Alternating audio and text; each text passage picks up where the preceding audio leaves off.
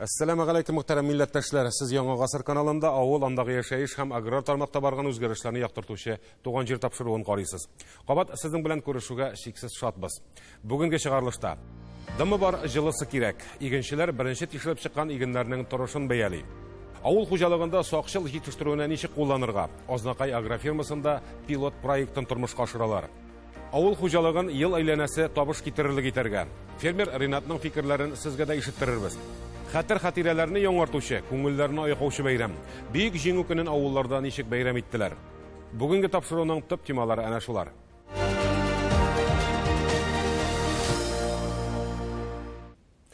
Buyuk jingu kuni oldindan tabiat mol yog'im chimlari bilan quvondirdi tiriklikni. Kunduzlarin jili bo'lganlikdan shashuliklarda motorgina teshilib kela. Tik mana tungi solqinlargina jimish og'achlarining erta ochilgan shashaklarini ziyon solmay qolmagandir. Qirışları kundaligine ko'z salsak, iginchilar birtikli kulturlarni shashib bitirdi deyarlik. Niyatlagan maydonlarning 5%'ndagina shashasi qolgan. Sorman, Nurlat, Zey, Alekseyevskiy rayonlari bu yilgi shashuni birinchilardan bo'lib tamomladi. Hozir jili yoratatirgan texnik kulturlarni tufraqqa solasi qola. Tunlarning solqincha turuvin bilgichlar yo'qshiga yo'riy. Chunki qurtqish bujaklar urshiy olmay, shup ulanlarining o'sishida to'xtalib turadi. Şulayda erta şeşken meydanlarını qurtqishlarga qarşı ishkarta boshladilar endi. Yangılar yağdı. Aktık yangır 34 mm asatkı oldu. Boshda yağmurun kütəbiz, ondan soң jılıсын. Bilgiçlər may ayında 50-60 mm yağımçın bolsa bek yaxşı deylər. Apaz yerligində soңғы 2 gündəginə də 35-40 mm dım buldu deyib quvanalar. Rayon iginçiləri şəşuga 5 aprel günü kirishkan bulğan. 36 min gektarını şəşib өлгергәннәр. Задача қойылған 1 майға бітірге deyip, көп қожалықтарында 1 майға зерновой культураларын уже бітірдік. Қазір енді қалды біздің шул кукуруз, сың шәшілеттірген культуралар енді. Башта, конечно, қорқытты, жаңғыр болмағанлығы да, қызу да тұрды бетінде, 32 градусқа қатты жылылықтар да болды. Қызу болғанлық білен сразу бежектер де өздері сразу разамнажат сете башлайлар. Әлік ауыр халда барған тобар хужалығында да хәлләр оңайлана түшкән соңғы елларда. Аларда да шәшүнең соңғы гектарларын иңлиләр. Быел бары яхшы сыйфатлы орлыкларына шәшүне максат итеп куйганнар. Аларны Биектау районыннан алып кайталар. Игеннәрнең тишелешләре дә куандыра. Сорт Камашевский элита. Планируем мында хәзер кертергә подкормку селитру, сеялками корневую подкормку. Дальше больше по состоянию сорняков планируем защиту растений, гербицид, опрыскивание от вредителей и от болезней тоже. Соңгы елларда борчакка игътибар кимәгән иде. Аның аксымга бай культура икәнен, үзеннән соң туфракны азотка байытуын игенче исеннән чыгармасын иде. Яңа тишелеп чыккан борчак яфракларын шул арада тишкәләргә дә өлгергәннәр. 30 градуска кадәр җылыткан көннәрнең нәтиҗәсе инде бу. Мы обработали против клубеньковый долгоносиктан, обработали поле препаратом синсей. После обработки не видать. Быйыл специфический культура деп әйтик менде үзебезнең районга кирәк культура борчакны кертә башладык уже. Быйыл уже мына ул 1800-1900 гектарда чәчеләчәк, икенче елга инде тагын да артылачак. Борчак инде безгә бик кирәк, потому что тирлек арта. Без 1018 баш тирлек алып кайттык шит илдән, Венгерия, Дания, Германиядан. Шуның крайны сөтне дә быйыл былтырга караганда без 20 тоннага артыграк савабыз. Күрәсез, сөт бәясе түбән дип төшенкелеккә бирелми әле хуҗалыклар.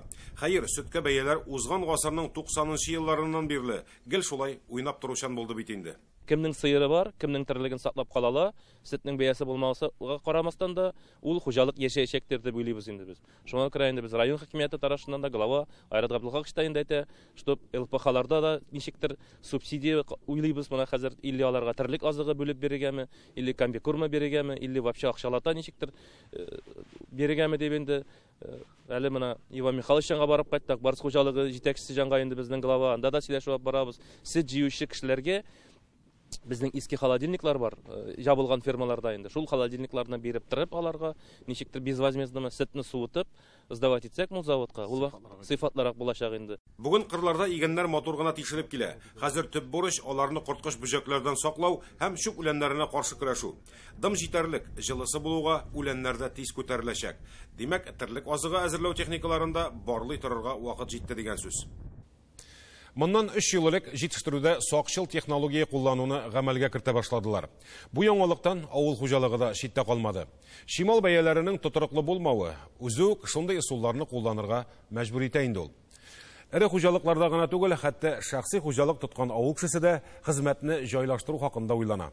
Шушы көннәрдә аграр министрлыкның яшь белгечләре Азнакай агрофирмасына җыелды. Сөйләшүнең темасы эш барышында чыгымнарны киметү юллары иде. Анда катнашучылар сакчыл җитештерүнең мегафермада тормышка ашырылучы пилот проекты белән дә танышты. Азнакай агрофирмасына караган мегафермасының беренче өлеше 2021 елның октябрь аенда файдалануга тапшырылган иде. Узган ел аның икенче чираты да төзелеп бетеп, биредә бүген мөгезле эре терлекләр саны 4850 башка җиткән. Шуннан 3900 башы сыерлар. Бүгенге көндә 3361 сыер сауыла. Көнлек савым 75 тоннадан артык. Бер сыер уртача 22 килограмм сөт бирә. Сөтчелек комплексы идарәчесе Ленар Авзалов әйтүенчә, яңа проект буенча эшләү дәверендә җитештерүдәге күп кенә проблемалар уңай хәл ителгән.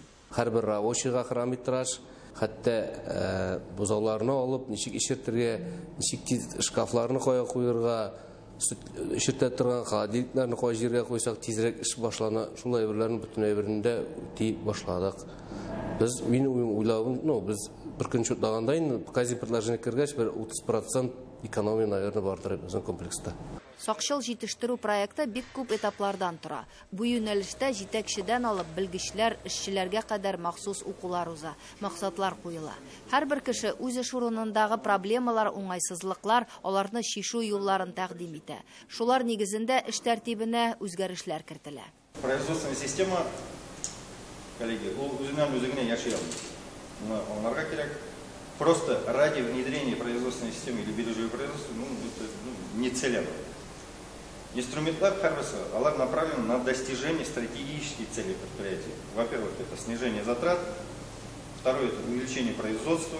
Татарстанны иң күп сөт савучы төбәк дибез. Сөт күләме күп булса да, бозау алу сыерларның яраксызга әйләнүе буенча хәл итәсе мәсьәләләр җитәрлек әле. Сөтнең сыйфатын яхшырту юнәлешендә дә шактый тырышасы бар. Булар аграр министрлык җиткергән мәгълүматлардан чыгарылган нәтиҗә. Сакчыл җитештерү усулы шушы кимчелекләрне киметү өчен килеп кергән яңалык. Моңа ныклы игътибар бирелсә, күрсәткечләр уңайланып китәр иде югыйса. Бу ил буенча керә торган проект. Монда инде яңа инвестициялар кулланмыйча, яңа эш урыннарын булдырмыйча, булганы белән чыгымнарны киметеп, продукцияның күләмен арттыруга юнәлдерелгән проект инде бу.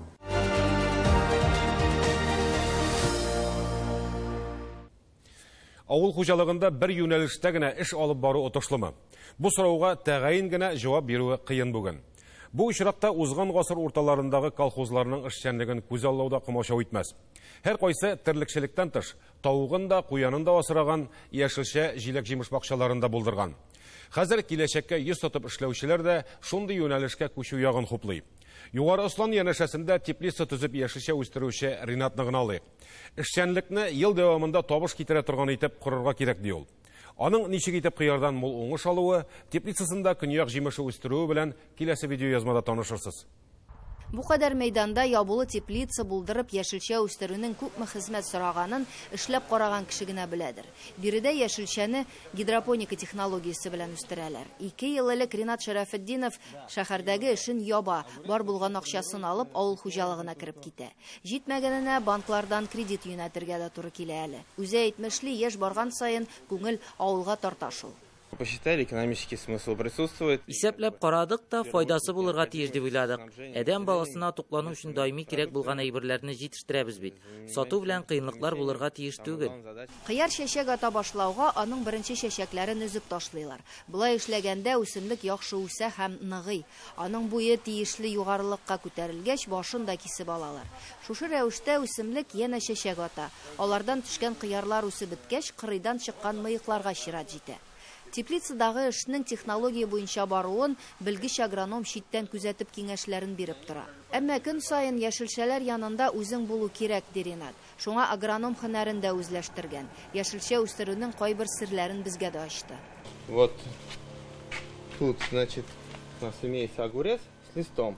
Күрәсезме? Кыяр яфрак янында үсә. Кыскасы, ул яфрак кыярга үсеп җиткәнче көч биреп тора. Кыярны үзгәч, яфрагының да кирәге калмый. Анысын да үзеп алуың хәерле. Эш башланган чорда авырулар корткыч бүҗәкләр аркасында бөтенләй уңышсыз калган чагы да булган фермерның. Хәзер инде үсемлекләрнең кыяфәтенә карап та аларның тырышына бәя бирәләр монда. Авырулар килеп чыкканда анысын да тиз арада хәл итәргә өйрәнгәннәр. Яшелчә үстерү июль-август айларында гына туктап тора. Ул вакытта һәркемнең бакчасында үз кыяры өлгергән була инде. Менә шул вакытта теплицага тулысынча санитар эшкәртү үткәрәләр дә инде. Порядка 2 тонн в месяц собираем. Кыяр белән помидордан башка теплицада борыч, төрле сортлы салатлар, укроп, кинза, петрушка үстерелә. Соңгы вакытта яшелчә үсентеләренә дә сорау арткан. Ул яктан да бакчачыларның ихтыяҗын канәгатьләндерергә тырышалар. Бу теплицада тропик җимешләр дә үсә башлаган әле. Кызык өчен дуслары күчтәнәчкә алып кайткан папайя орлыкларын да утыртып караган Ренат. Инде беренче җимешләре дә өлгереп килә. Семечко посадили, оно выросло. Орлыгын алып утырттык та үсте, чәчәк атты. Менә инде җимешләре дә бар. Алма һәм башка агачларны кебек прививка ясарга да кирәк түгел. Тагын 1-2 айдан өлгерергә тиеш дип уйлыйм. Теплицада эшнең күп өлеше автоматлаштырылган. Күп җирдә тамчылап су сиптерүләрне аерым программа башкарганын күргән булды. Ә монда климатны контрольләү дә программага кертелгән. Кирәк вакытта тәрәзәләр үзләре ачыла, төнгелеккә ябыла. Шулай да кул көченнән тулаем арыны бетеп булмый яшелчәчелектә. Кыяр җыю авыруларга каршы эшкәртүне 5 кеше башкара. Әзер продукцияны исә югары ысланнан тыш Казан кибетләренә, кафеларга да озаталар. Ринатның планнары зурдан. Җәй көне кыяр белән помидорга сорау әзәйгән чорда теплица янындагы 3 гектар җирдә ул җиләк үстерергә җыена. Ә җиләк плантациясе янына алмагачлар утыртырга планлаштыра. Җиләк утыртып, уңышын инде быел да җыярга исәпли фермер. Теләгән кеше килеп, үзенә кирәгенчә җыеп, киткәндә генә акчасын түләп китә торган хезмәттә булачак. Әлбәттә, кыяры да, җиләге дә фермерны сезон вакытында гына эшле итә. Ә авыл хуҗалыгында ел буе гарантияле табыш алу турында уйларга кирәк. Бер ел элек Ринат хатыны белән яңа ферма төзеп куйган. Биредәге фермер хуҗалыгы хатыны исемендә. Грант ярдәмендә төзелгән фермада тәүлеклек чебиләр алып үстерәләр. Аларны тере килештә суеп эшкәртеп тә сатырга мөмкин. За раз мы заселяем в один зал 8000 цыплят. Бер юлы 2 залда 8 мең чеби алып үстерәләр. Бүгенге көндә тагын бер ферма төзибез. Анда да 2 зал булачак. Алга таба буларга төрле вакытта чеби алып, сатуга гел әзер тавык булып торсын өчен эшләнә. 2 ферма арасында эшкәртү цехы да төзи башлаганнар. Быел Ренат тагын 2 фермер белән кооператив оештырган. Хәзер төп максат кооперативларга ярдәм программасында катнашу. Монда планнар зурдан. Бу кышчылык фермаларына инкубатор кирәк бит инде. Аннан соң үзенең комбикорм заводы кирәк.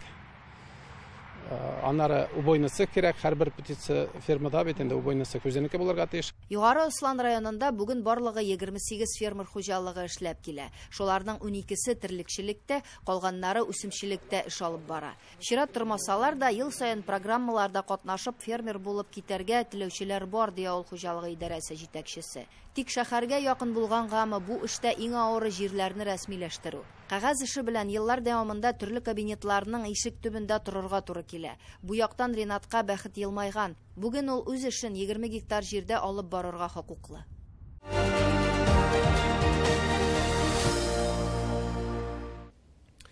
Бу атнада илебез бүйек җиңүнең 78 еллыгын бәйрәм итте.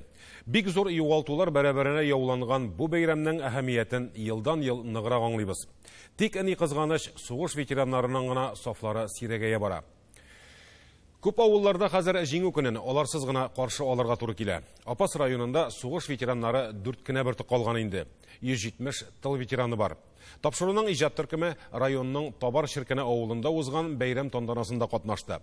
Онда чакырылган Баранов Ореллар гаиләсе белән аралашу да күңелләрне тетрәндерде. Язмыш ни генә эшләтмәйдән баласын. Гаилә башлыгы Сергей Томышы белән Украинадан, Әфган сугышы ветераны. Бердән-бер улы махсус хәрби операция барышында әтисенең ватанында һәлак була.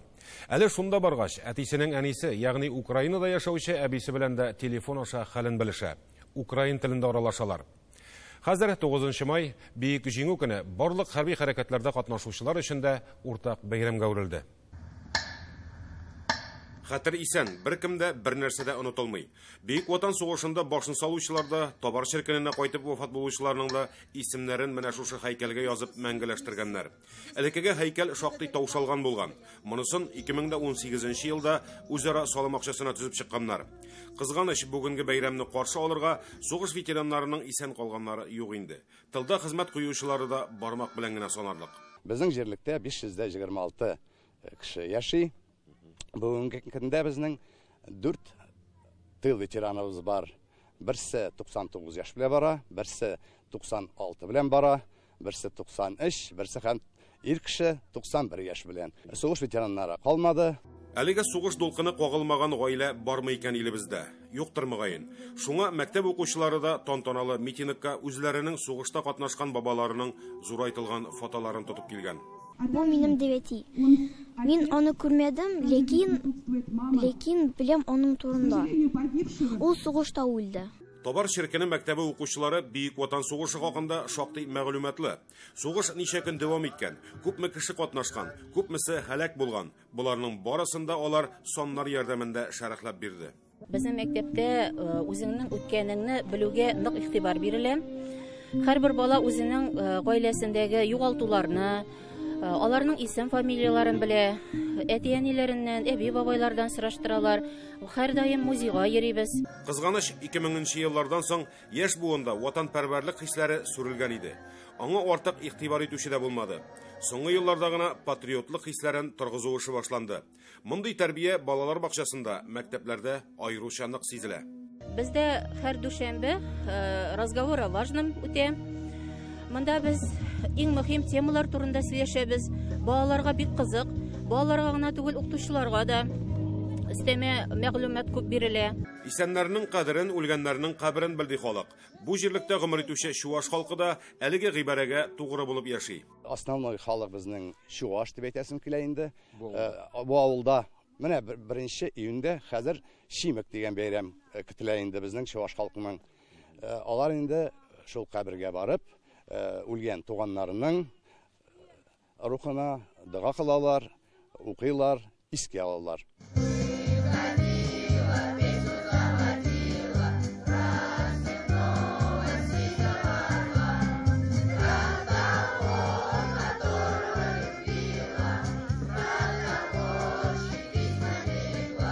9 май хәзер башка кайнар нокталарда, хәрби хәрәкәтләрдә, махсус хәрби операциядә катнашучылар өчен дә уртак бәйрәмгә үрелде. Бүгенге бәйрәм тантанасында Афган җирендә интернациональ бурычын үтәгән Сергей Баранов Орелда бар. Ул тумышы белән Көнбатыш Украинадан. Спасибо, организаторам спасибо большое. Улым турында да әйтми булдыра алмыйм. Гомере буе дан казанып, күп медальләр иясе булды. Үлгәннән соң бирелгәне белән исәпләсәң, мине дә куып җитте. Ул 31-нче Ульян өлкәсе гвардия десант бригадасында хезмәт итте. 2022 елның 21 майында батырларча һәлак булды. Узакламый 1 ел булачак. Сергейның янәшәсендә басып торган Нина Ивановна да бүген күз яшьләрен тыя алмый. Уллары кичкенәдән хәрби булырга хыялланган. Десант гаскәрләрендә хезмәт иткән. Берничә кайнар ноктада да булырга өлгергән. Ул кичкенә вакыттан с малых лет уже военный булырга тырышадыр иде. 9 класста 9-ны бетерде дә миңа әйтә. Мама, безнең акча бармы димә, әйтәм, нәрсәгә акча безгә? Бармы әйтәм. Отправьте меня в армию, пожалуйста, ди. Акча биреп ди. Мен әйтәм, кешеләр акча бирәләр, чтобы армиядән калырга. Да, калыр өчен. А син хочешь в армию дим. Аннары инде 9-ны бетергәч, поехали в Казань, танковое училище. Аның зрение плохое было. Вот из-за зрения она алмадылар инде. Барбар, мама, я больше ничего не умею, только вот это вот, военный. Шуны яратты инде, яратты. И всегда был первым. Всегда был первым. И прыжков у него больше всех было. И первый этот парашют он испытал. Баранов Ореллар гаиләсе Ульяновскида яшәгән. Соңрак Нина Ивановнаның туган ягына кайтып төпләнгәннәр. Мәрхүм улларының гаиләсе, оныклары әле дә шунда яши икән. Районга чакыралар, Хаман чакыралар. Бик зур рәхмәт инде. Ну, сына не вернешь ведь. Сына не вернешь. Ул яктан район. Большое спасибо. Барбір көтебіз енді, мына соғыш біткеш меттем кімні күттерге. Бітсен енді соғыш. дай бог, бітсін. Патын дейді, мама дейді, война кончится, боюсь, что война кончится. Кого ждать будем? Барбару хоть не иду. Ножки остались. Единственный сын был. Бүгін һәр кемнең теләге бер, тизрәк ил көннәр тынычлансын, сугыш афәтләрен күрергә язмасын. Сергей һәм Нина Ивановна кебек авыр кайгы кичерүчеләргә Ходай сабырлык бирсен. Табар ширкәнендә үткәрелгән бәйрәмгә тыл ветераннары килә алмады. Өлкән яшьтә бит инде хәзер аларда. Юл уңаеннан без Клавдия Михайловнаның хәлен белешеп чыктык. Язмыш аямаган аны да. Ачлы-туклы балачак, үсмер чорындагы авыр хезмәт. Инде кияүгә чыккачта парлы тормыш насыйп булмый үзенә. Ирен армиягә алалар, ул шуннан кире әйләнеп кайтмый. Иренең әти-әнисе йортында яшәп калган Клавдия Михайловнаның язмыштан зарланганын ишетмәдек без. Бүгенге тормыштан зарланып яшәргә өйрәнгән безнең кебекләргә үрнәк ветеран да ул Клавдия Молодцова. Яхшы гарилар, Аллага шөкер, рәхмәт яусын. Минем кебек картайганча яшәсеннәр барда. Рәхәт күреп яшәсеннәр. Әле сәламәтлек ничек соң, Клавдия апа? Минем сәламәтлегем бик алай зарланырлык түгел. Шушы яшемә җиттем мин. Мин больницага барып яткан кеше түгел. Клавдия Михайловна бүгенге тормышыннан зарланмый. Авыр сугыш елларында күргән михнәтләр белән чагыштырганда җәннәттә яшибез ди. Сугыш башланганда нибары 14 кенә яшь була үзенә. Даниловкага урман кичәгә дә җибәрделәр бар. Бер яшь булсам да. İşlemegen işim kalmadı. Aman abırışını bizde kuşalar iyi. Üste miydi oldu geldi. Sokuş Türkçü buldu. Anca aman yıl sayını üstü pardon. April'de şeşeler, anan uralar, kıltebeylidir, anan arısın, pişen şabadır. Beşiklet durganın kalibrovkada iyi. Şeşüde vaktinde şeşüde iyi. Kayaş kuşkon şunda işlegen indi. Atkas vermeyen Allah'ın bilgenine şükür. 96 яше белән барса да, хәтере яхшы Клавдия Михайловнаның. Сугыш беткән көндә аермачык хәтерендә саклана. Бик яхшы хәтерлим. Мин теге бурамда бер яшидерим. Мин киттем нигә Аппаска базарга. Бер маш анда жыл миндә зәңгәргә буяган кибет утырадыр. Мин шунда кирдем. Нәрсәләр бар микән, нәрсәләр алырга микән дип. Мана кыз хатыннар шунда сөйләшәләр. Арттан гына сугыш туктаган диле.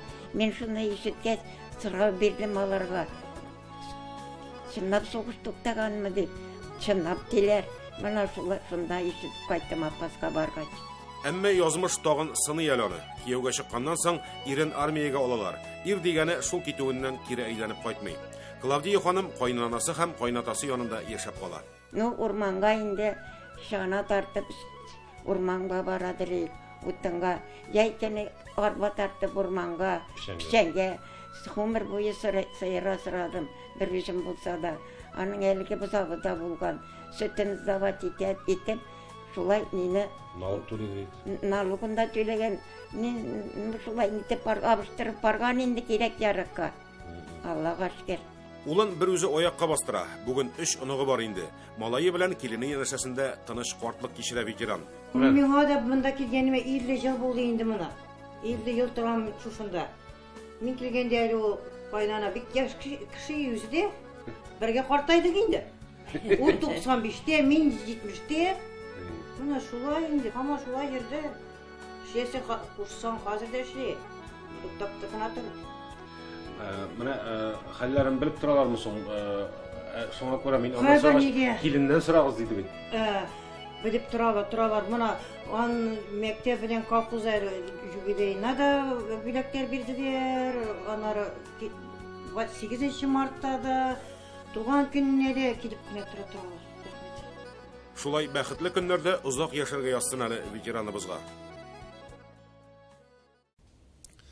Туган җир тапшыруының бүгенге чыгарылышы тәмам. Аның чираттагысын рус телендә Гүзәл Хөсәйнова алып барачак. Без 26 май кичендә очрашырбыз. Барыгызны да кабаттан бөек җиңү көне белән тәбрик итәбез. Ил көннәребез тыныч, үзебез сау-сәламәт булсак иде.